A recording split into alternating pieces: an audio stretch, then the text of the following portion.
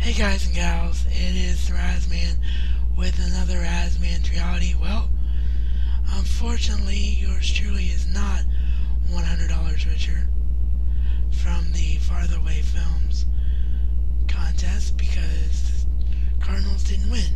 The Steelers won 27-23, and while I absolutely hate the Pittsburgh Steelers with every fiber of my being, I have to give credit, in this case, where credit is due. Because the Steelers played a great game, the Cardinals played a great game. It came down to the end of the fourth quarter after the Cardinals had struck a long touchdown pass to Larry Fitzgerald, who ran a wide open field for the touchdown to take the lead 23-20. The Steelers march back, and Santonio Holmes, the former Buckeye, which is what makes this sting just a little bit more, but he made the winning catch for the Pittsburgh Steelers in the corner of the end zone, tapping his feet and getting both feet down. Was a great catch, and it came just one play after he almost made a catch that went right through his fingers. So it was a great game, and for the second year in a row now, we had a Super Bowl that actually was a better game than the Super Bowl commercials. Some of the Super Bowl commercials that do stand out, though, are the Doritos commercial, which was coincidentally done by a guy right here in Dayton, Ohio, who won the Doritos contest and got the right to have a Doritos commercial, or at least I think that's the way it went. I heard it on the radio this morning. The guy won some kind of contest and his Doritos commercial got aired. He was actually the guy in the commercial that threw the Doritos, or threw the glass bowl at the Doritos case. That was the guy that wrote and produced and directed the commercial, so kudos to him. The other memorable one was the Mr. and Mrs. Potato Head one, where Mrs. Potato Head's mouth becomes detached and goes flying. That one was cool. And of course we had the two memorable trailers, new trailers, really the first one I've seen for Transformers 2 Revenge of the Fallen.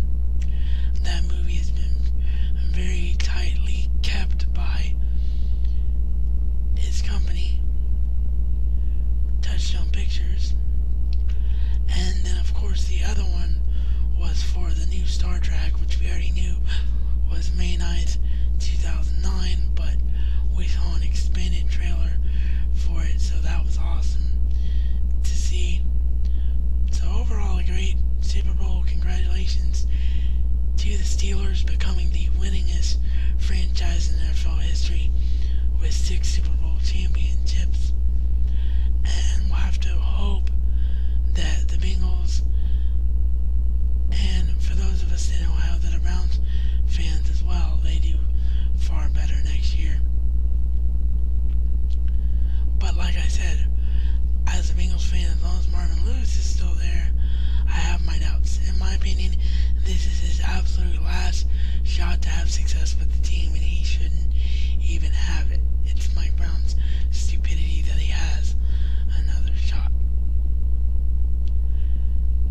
Okay, so as I mentioned, I was a little bit behind with wrestling shows this past week due to DVR mishaps with ECW. So ECW last week, it was Jack Swagger getting his ECW title quote unquote stolen, and ended up being Hornswoggle who stole it, which, yes, you can guess leads to a confrontation between Finlay and Jack Swagger. So it looks like Finlay is going to be the next immediate challenger to Jack Swagger in the ECW title. And SmackDown, it was a great first heel promo from Matt Hardy against his brother Jeff. That was definitely the highlight of the show. Pretty mediocre 2 hours though from SmackDown last week. Now, the conundrum begins. This happens every year during the second half of the year. Heroes takes a little bit of time off between the end of its last installment and the Super Bowl, but then it comes back. It comes back tonight, but it's going right up against 24 and Monday Night Raw. So yours truly is faced with the conundrum of, do I Hulu Heroes tomorrow? Do I NBC.com Heroes tomorrow? Do I watch Heroes tonight and wait till Saturday night for the Raw replay that's now on Universal HD? I haven't made up my mind yet, so we'll have to wait and see how that turns out. But the great shows all in competition with each other now, and I guess that's the way it should be. But when you can only record 2 shows on your DVR, it does become a nightmare.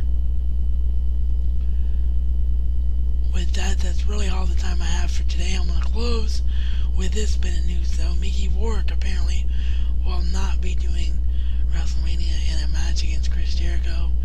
He has backed out, probably because when the two were featured on Larry King Live, Mickey Rourke was not good at the promo aspect and the verbal jarring with Chris Jericho. But this could also be WWE's way of making it a surprise, since the news did come out quicker than they wanted it to. We'll all just have to wait and see.